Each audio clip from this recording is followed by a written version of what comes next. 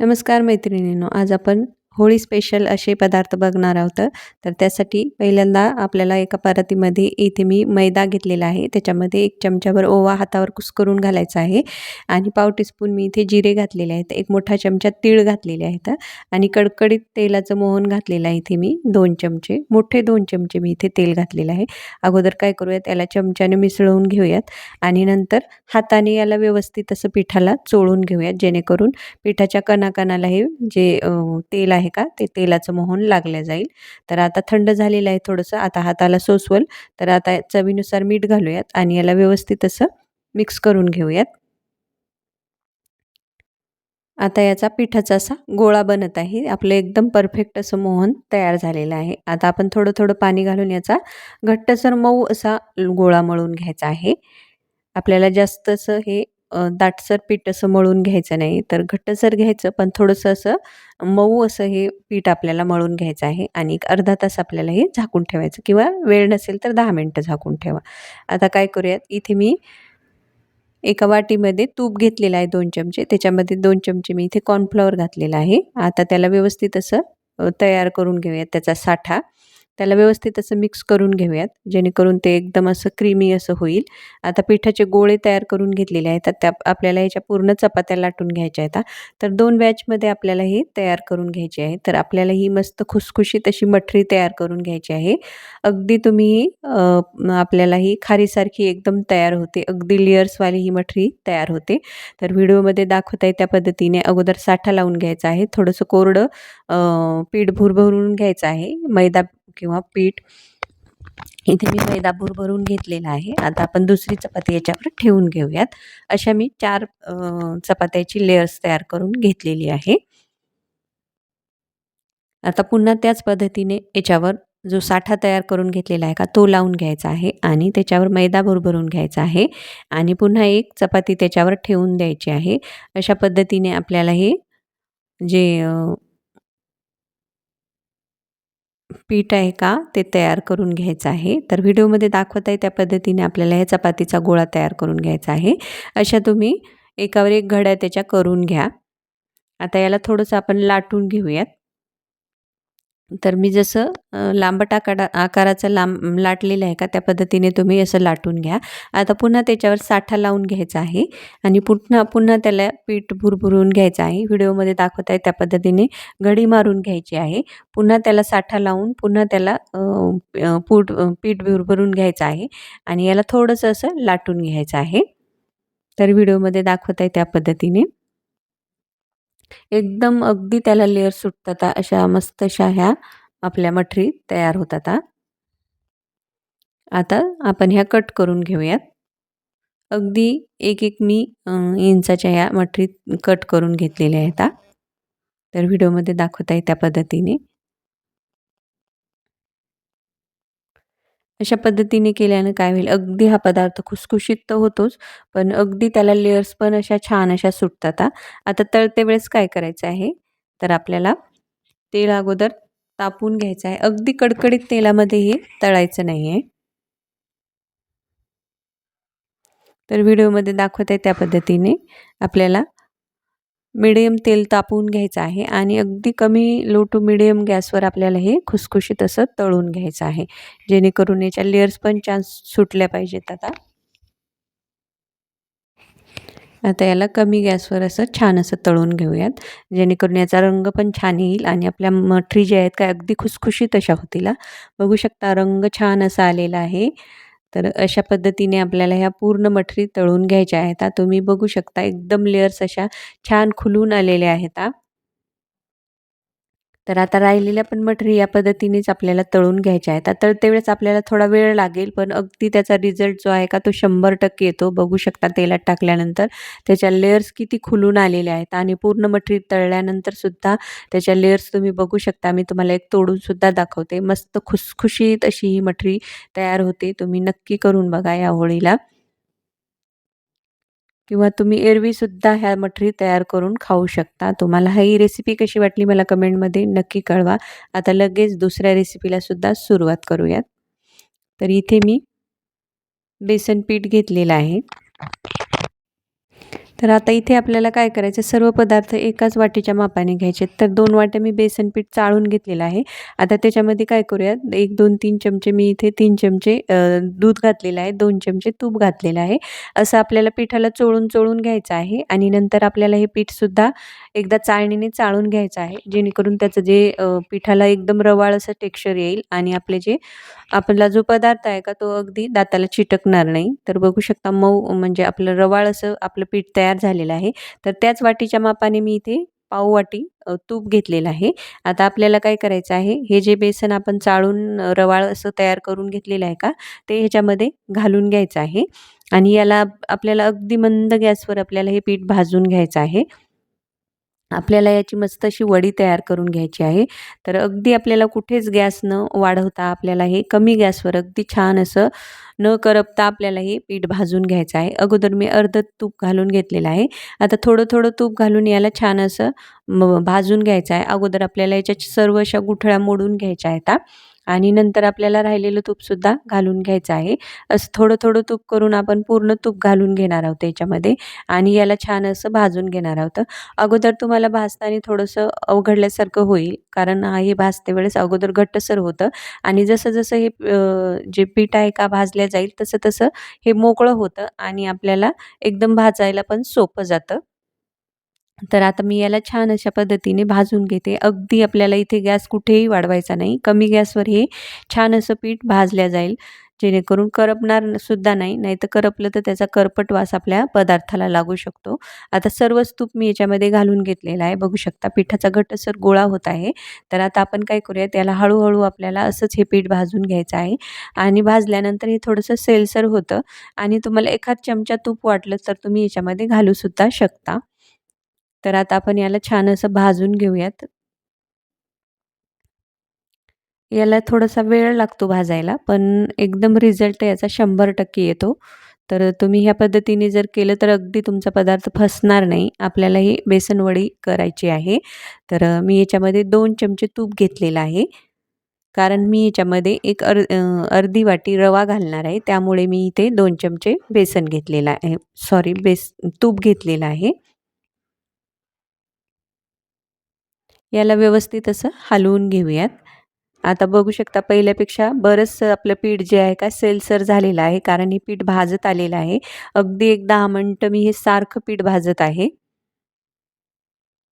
तर आता याला छान असं भाजून घेऊयात आणि नंतर आपण याच्यामध्ये रवा मिक्स करणार आहोत. तर तुम्ही रवा ऑप्शनल आहे, तुम्हाला घालायचा तर घालू शकता, नाही घातलात तरी पण चालतं. पण मी ह्याच्यामध्ये रवा घालणार आहे, कारण रव्याने एकदम रवाळ असं त्याला टेक्स्चरसुद्धा येतं. अगदी ही वडी दाढेला चिटकत नाही आणि खायलासुद्धा छान लागते. आणि तुम्ही बिना रव्याची केली तरी पण हे चिटकणार नाही, कारण आपण ह्याच्यामध्ये अगोदरच दूध आणि तूप घालून याला व्यवस्थित असं मिक्स करून घेतलं होतं. त्याचं रवाळ टेक्स्चर आपण करून घेतलं होतं. आता बघू शकता एक अर्धी वाटी मी इथे रवा घातलेला आहे आणि हे जे मी जास्तीचं 2 चमचे तूप घातलेलं आहे का, ते पण मी रवा घातल्यामुळेच थोडंसं मला ते 2 चमचे तूप घालावं लागलं.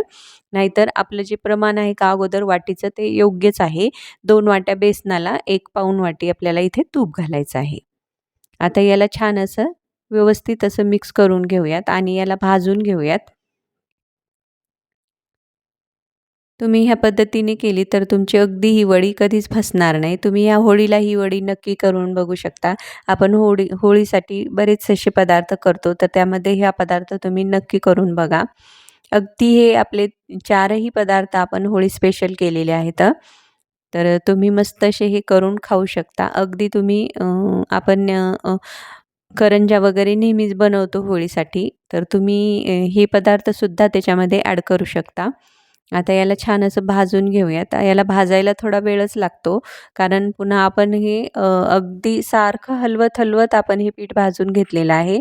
कुठेही मी इथे थांबलेली नाही. सारखं असं हे हलवत पीठ मी भाजून घेतलेलं आहे. आता मी इथे 2 चमचे दूध घेतलेलं आहे. आता हे दूध आपल्याला ह्याच्यामध्ये घालायचं आहे आणि पिठाचा तुम्ही रंग बघू शकता, अगदी बदललेला आहे. आपलं पीठ जे आहे का मस्त असं भाजलेलं आहे. अगदी घरभर त्याचा वास दरवळत आहे. तर आता काय करूयात, याला आपण थोडं-थोडं 2 बॅचमध्ये मी ते दूध घालून घेतलेलं आहे आणि दुधानंतर दूध टाकल्यानंतर तुम्ही बघू शकता पीठ एकदम असं फुललेलं आहे. आता याला व्यवस्थित असं मिक्स करून घेऊयात आणि पुन्हा एकदा याला एखाद मिनिटच परतवून घ्यायचं आहे. कारण तुम्ही पिठाचा रंग बघू शकता. अगदी छान असं हे पीठ आपलं भाजलेलं आहे. रवा पण भाजलेला आहे आणि बेसन पण छान असं भाजलेलं आहे. पण दूध घातल्यामुळे मी याला 1 मिनिटभर असं हलवून घेते आणि याला आपल्याला थंड करून घ्यायचं आहे. आता त्याची एक चाचणी तयार करून घ्यायची आहे. 1 वाटीभर मी इथे साखर घेतलेली आहे आणि त्याच्यामध्ये पाव वाटी पाणी घातलेलं आहे. पाऊण वाटी पाणी घातलेलं आहे. कारण मी याच्यामध्ये 1 वाटीभर पूर्ण वाटी भरून साखर घातलेली आहे. कारण इथे 2 वाट्या आपण बेसन आणि 1 अर्धी वाटी आपण याच्यामध्ये रवा घातलेला आहे. त्यामुळे तुम्ही जर बेसनाचेच केले तर थोडंसं साखरेचं प्रमाण कमीसुद्धा करू शकता. तर आता हे पूर्ण विरघळल्यानंतर मी तुम्हाला दाखवत आहे. फक्त हे गुलाबजामुनला जसं पाक लागतो का त्या पद्धतीचाच तयार झालेला आहे. आपल्याला जो पाक लागतो का ते आणखीन तयार झालेला नाही. तर आणखीन मी एक 2-3 मिनिटानंतर तुम्हाला दाखवते. मी याच्यामध्ये फूड कलरसुद्धा घालून घेतलेला आहे आणि वेलची पावडरसुद्धा घातलेली आहे. तर आता तुम्हाला दाखवते याची जी तार आहे का ते अगदी होत आहे. एक तारी आपली ही चाचणी तयार झालेली आहे. बघू शकता व्हिडिओमध्ये मी तुम्हाला दाखवत आहे. वेलची पावडरसुद्धा याच्यामध्येच मी घातलेलं आहे. तर तुम्ही वेगळंसुद्धा त्याच्यामध्ये घालू शकता आणि तुम्हाला कोणते ड्रायफ्रूटसुद्धा घालायचे असतील तर ते सुद्धा घालू शकता. आता ही 2 बॅचमध्ये आपल्याला परतवून याच्यामध्ये घालून घ्यायचं आहे. जेणेकरून व्यवस्थित जी चाचणी आहे का त्याच्यामध्ये मिसळल्या जाईल. तर गॅस सुरूच आहे आपला. आता याला पुन्हा आपल्याला चाचणी घातल्यानंतर एक 2-3 मिनिटं याला परतवून घ्यायचं आहे, जेणेकरून याचा घट्टसर गोळा होईल. आता बघू शकता मी पूर्ण जे हे आहे का त्याच्यामध्ये मिक्स करून घेतलेलं आहे आणि 2-3 मिनिटं शिजवल्यानंतर बघू शकता त्याचा घट्टसर गोळा तयार झालेला आहे. आता आपलं जे मिश्रण आहे का परफेक्ट तयार झालेलं आहे. आता एका तूप लावून एका ताटाला घ्यायचं आहे आणि त्याच्यामध्ये ही वडी अशी पसरवून घ्यायची आहे. तुम्ही शेवटी बघू शकता एकदम घट्टसर गोळा पण झाला होता आणि थोडंसं कढईला पण सोडत होतं ते पीठ जे आहे का. आता याला एक 3-4 तास असंच ठेवून देऊयात. तर मी वरतून थोडेसे ड्रायफ्रूटसुद्धा घातलेले आहेत. मस्त असं आपलं हे मिश्रण आता आपण एक 4 तास किंवा तुमच्याकडे वेळ असेल तर रात्रभर हे मिश्रण असंच ठेवून द्या आणि नंतर आपण त्याच्या वड्या कट करून घेऊयात. तर वड्या बघू शकता अगदी मस्त अशा झालेल्या आहेत. मऊ लुसलुशीत आपल्या ह्या वड्या तयार झालेल्या आहेत आणि टेक्स्चर बघू शकता अगदी रवाळ असं हे टेक्स्चर आलेलं आहे. तर ह्या वड्याची रेसिपी कशी वाटली कमेंटमध्ये नक्की कळवा. तर लगेच आता पुढच्या रेसिपीला सुद्धा सुरुवात करूयात. तर इथे मी एकाच मापाने आपल्याला हे आपण रेसिपीसाठी प्रमाण घ्यायचं आहे. तर मी एका भांड्याच्या मापाने इथे डाळवं घेतलेलं आहे. जे आपण डाळसुद्धा म्हणतो ते मी मिक्सरला बारीक करून घेतलेलं आहे. असं गाळणीने गाळून घ्यायचं आहे.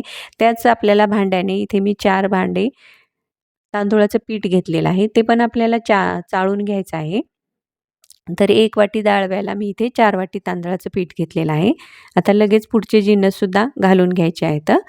तांदळाचं पीठसुद्धा आपल्याला इथे चाळूनच घ्यायचं आहे. आता इथे मोठे 2 चमचे मी पांढरे तीळ घातलेले आहेत. इथे हिंग घातलेला आहे अर्धा चमचा. 1 चमचाभर ओवा घालायचा आहे. असा हातावर कुस्करून घालायचा आहे हा ओवा.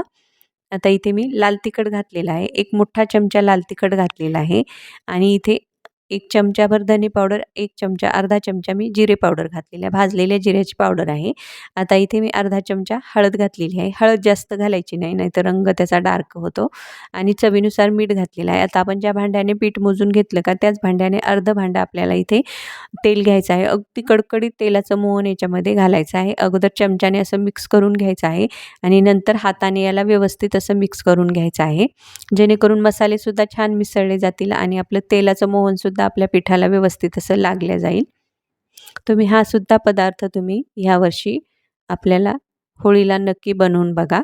तर आता आपण याला व्यवस्थित असं मिक्स करून घेऊयात. तर बघू शकता हाताने मी छान असं मिक्स करून घेतलेलं आहे आणि अगदी पिठाचा असा मस्त असा गोळा तयार होत आहे.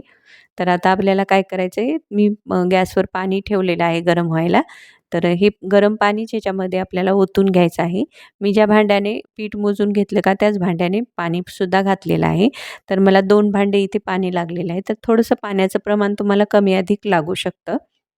तर मला 2 भांडे भरून गरम पाणी इथे लागलेलं आहे. आता गरम पाण्यानेच हे पीठ मळून घ्यायचं आहे. अगोदर असं चमच्याने मळून घ्यायचं आहे आणि नंतर हाताला सोसवत एवढं थंड झाल्यानंतर आपण याचा हातानेच पिठाचा गोळा मळून घेणार आहोत.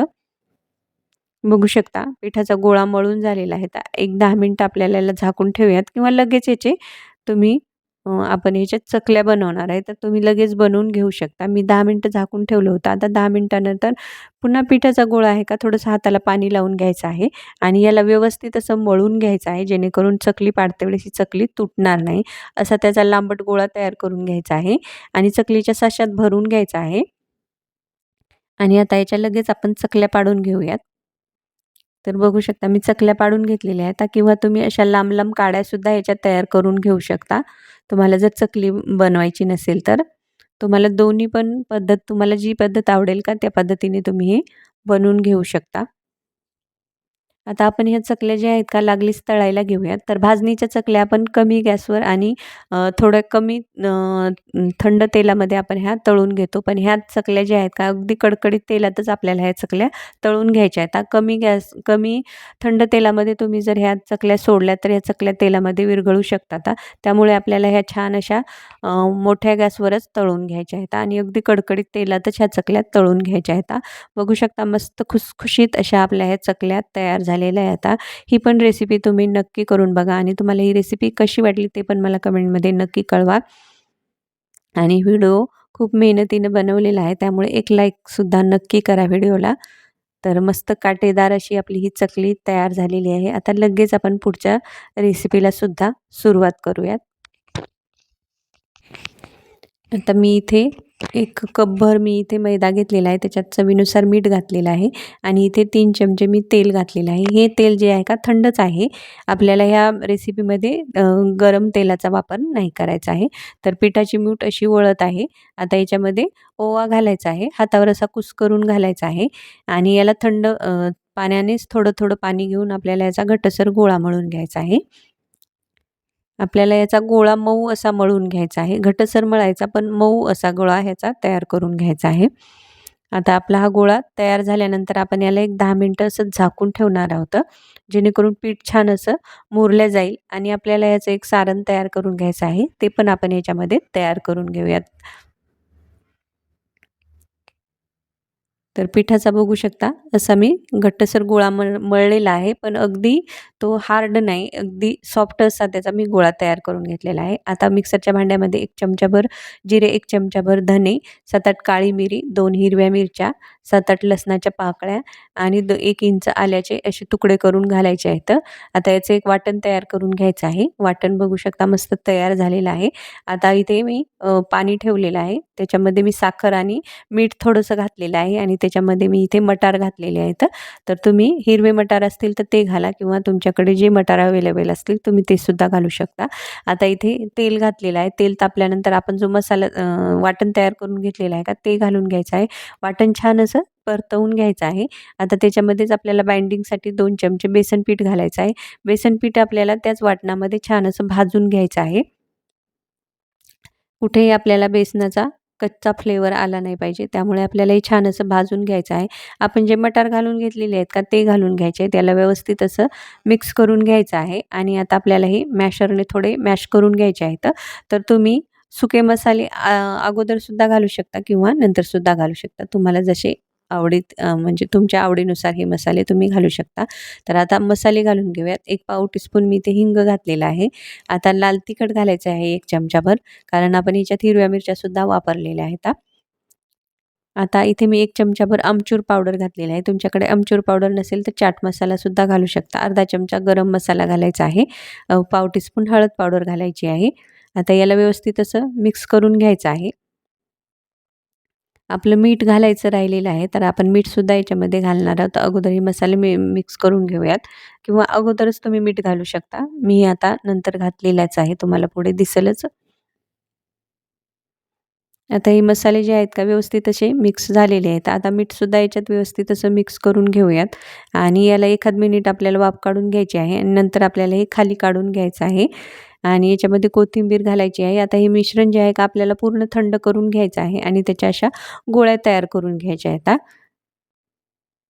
आपल्याला याची मस्त अशी मटारची कचोरी तयार करायची आहे. आत्ताच मटारचा सीझन झालेला आहे किंवा बाजारात आत्ता पण मटार अवेलेबल आहे, तर तुम्ही ह्या पद्धतीने नक्की करून घेऊ शकता.